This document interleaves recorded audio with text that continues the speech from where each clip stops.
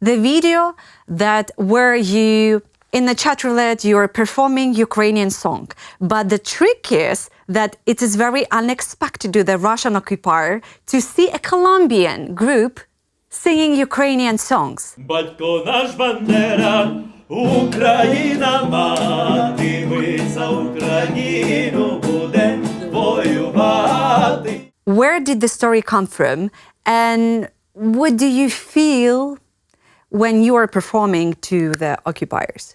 Yes, so we are musicians and we try to do with the music our best, but like to show it to the people, to the audience, to put it in the social media, is necessary to have like this creativity to know how to do that. So we have a wonderful manager that has a lot of very wonderful ideas, and she said, guys, let's do something with the Ukrainian music in the Chatroulette. Let's show the Ukrainian music to people from all over the world, because the Chatroulette has this, like, give us the chance to do that. Yes. So we started to showing this music to people from the United States, from different countries in the world, and also to impress the Ukrainians, because the Ukrainian people also don't expect to see these like Colombian and Latin American people performing their music, and of course the most popular songs, but some songs that even Ukrainians don't know very good. Absolutely. So we started to do that, but in some moment we choose for example Ukraine in the Chatroulette, but in some point we saw Russian occupators, because of course it shows Ukraine, but they are in the Ukrainian territory in this invasion. So in the first moment when we saw these Russian occupators, we were like shocked and blocked, but I understood that we can also perform for them Ukrainian music to show them that there are people all over around the world that support Ukraine, and also to show them that Ukraine is not alone, and also to show to the Ukrainians some support, some moral support, you know. So we just confronted them with the Ukrainian music, and we understood with the views that Ukrainians also loved that, and not only Ukrainians, because we were surprised because we saw comments also from people from Georgia, Azerbaijan, Kazakhstan, from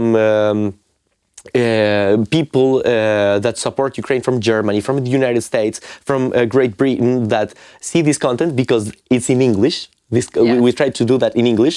So yes, we understood. And when, especially when Ukrainian fighters see us and say that they like what we are doing with these Russians, we understand that this is the way, a very good way, how can we like show this support to also to the Ukrainian fighters.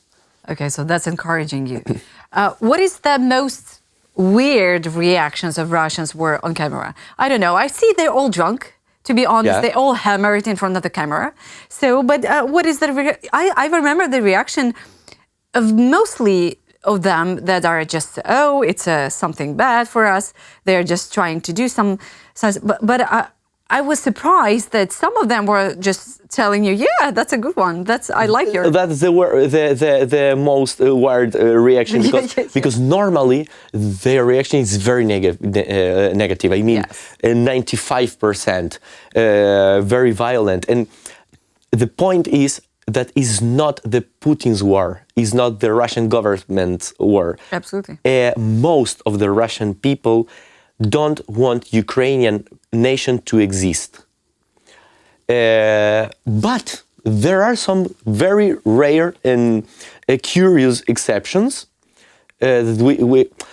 But yes, there are exceptions. Of course, people that say, oh, yes, you are doing well. People, for example, from different nations in the Russian territory that are also other nation. Yeah, other nation. But under this Russian empire, like Bashkortostan, I don't know, Ichkeria, and all these nations. But also, a lot of these peaceful reactions are not because they, for example, support Ukraine, are because curiously they just don't understand any word of what we are singing. And that's also our point, because we sing some patriotic Ukrainian song and they just, okay, some fine music. Well, they are colonizers, so we know Russians, but they do not.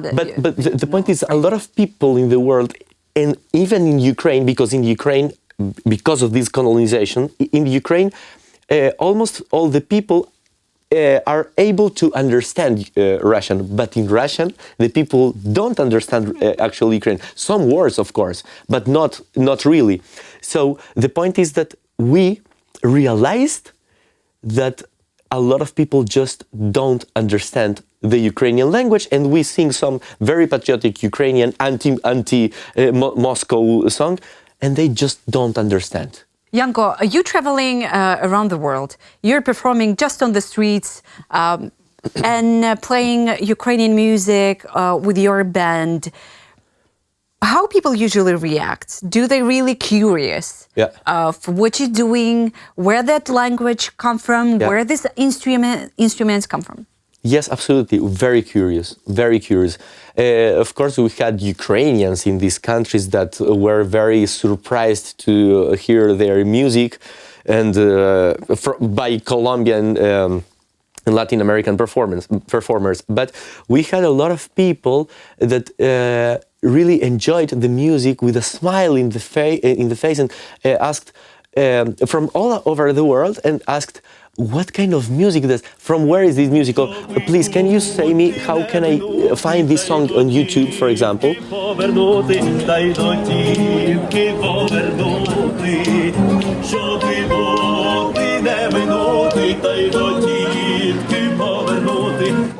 From where is this music? And of course, we spoke about the Ukraine and about the thing that is Ukrainian music. This is the sound of the Ukrainian soul and the Ukrainian nation. And people were very surprised, because people see Ukraine from the TV, from the internet. Of course, these pictures and videos from the front line, from the destroyed cities, all this tragedy and horror.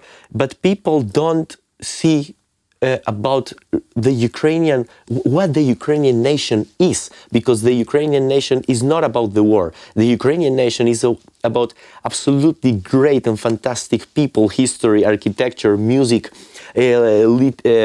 everything, food, everything. So with the music, we try to show this side of the Ukrainian nation, and to make people understand that this nation exists, and this nation deserves to fight for its life and existence.